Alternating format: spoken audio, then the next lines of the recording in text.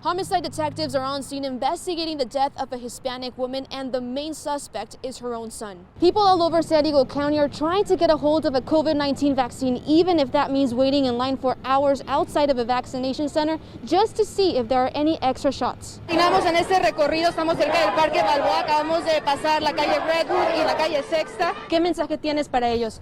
A lot of our viewers are immigrants. They might be able to relate to you for the first time seeing someone of color in office. So what message do you have for our viewers? This is a spot where a 13-year-old driver slammed her vehicle against the wall, but according to police, there were two men believed to be homeless sleeping right behind these bushes. El día de hoy, el estado de California da un paso importante para el regreso a la normalidad. La mayoría de las restricciones fueron removidas. The district says that Mrs. Baltazar, an AP Spanish teacher at Coachella Valley High School, voluntarily changed the grade from an F to an A. Now here in Little Italy, this would be the ideal scenario. A restaurant has a private parking lot. They can put tables outside. However, not all restaurants in San Diego have that extra space. After a long journey, it is in this place where they can get a good night's sleep or a warm meal after weeks.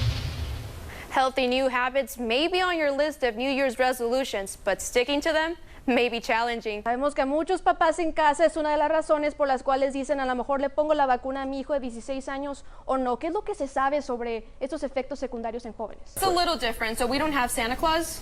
So this is kind of the equivalent. De Midway, lo que empezó como un asalto terminó con un sujeto atrincherado. So remember, if you see standing water in your backyard, just dump it, drain it, and scrub it clean. The student survivors of the shooting at a Parkland, Florida high school are traveling the nation. You guys are missing the party. Just take a look behind me. Crowds are pouring into the kiosk. The national border policy affects thousands of people trying to make a better life for themselves right here in the valley.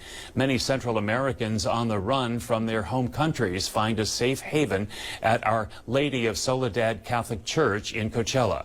Our Claudia Buccio has that part of the story.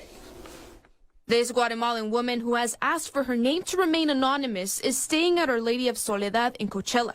I was scared of not knowing where the border was. We ran so much, pricked ourselves, but we kept pushing through. An ultimate sacrifice that meant leaving it all behind.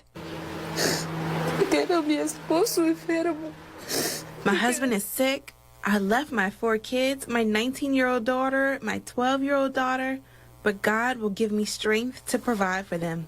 Along with her daughter, they requested asylum. Operation Bienvenida was started by the diocese to respond to a crisis of humanitarian aid.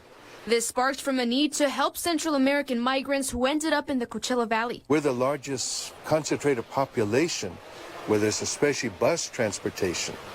And so the ICE drops the families off here. They were just dropping them off at the bus stations, and the families were roaming the streets trying to figure out how do they connect with their families. This Catholic Church has received 3,700 immigrants coming from Central America since October. Volunteers expect those numbers to keep rising because many families are still detained in Blythe and El Centro. This is a shelter that prepares them for the next step in their journey. We have Catholic Charities that calls the families to purchase the tickets, bus tickets, for them to go home. This woman is excited to be reunited with her family in Maryland. My dream is to work.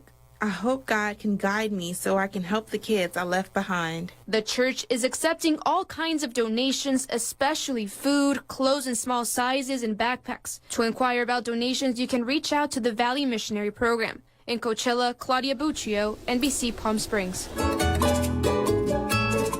Mary Carrillo is a woman strong in courage, bold by heart. And at 101 years old, she has a great joy of life. I'm happy. The year Maria de la Luz Carrillo was born, 1917. A gallon of gas was 15 cents. The average life expectancy of a woman was 54 years, and Carrillo's native state of Texas was only 72 years old. From Texas? Ooh, yeah! Allegiance to the flag. She is truly honored to be American. That is my greatest privilege.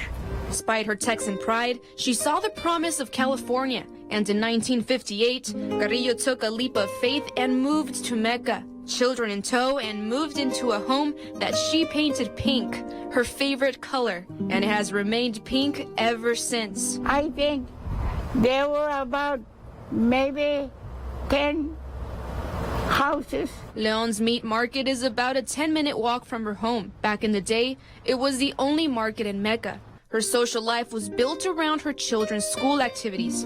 But without any kids in school, Carrillo says she doesn't really know anyone in Mecca anymore. Carrillo's son, Johnny Estrada, says much has changed in this small town. A lot of the streets were dirt.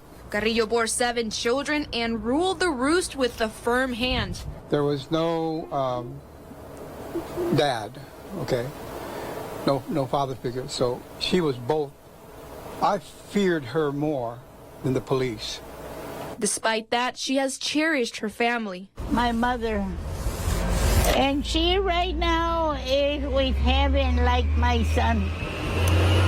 And I talk to her and I tell her, Mama, estás con tu nieto. Mom, you are with my son in heaven. Carrillo loves spending time with her dog Chispa, which translates as Spark. And her secret to a long, happy life? To be crazy like myself. And of course, never stop smiling. In Mecca, Claudia Buccio, NBC Palm Springs.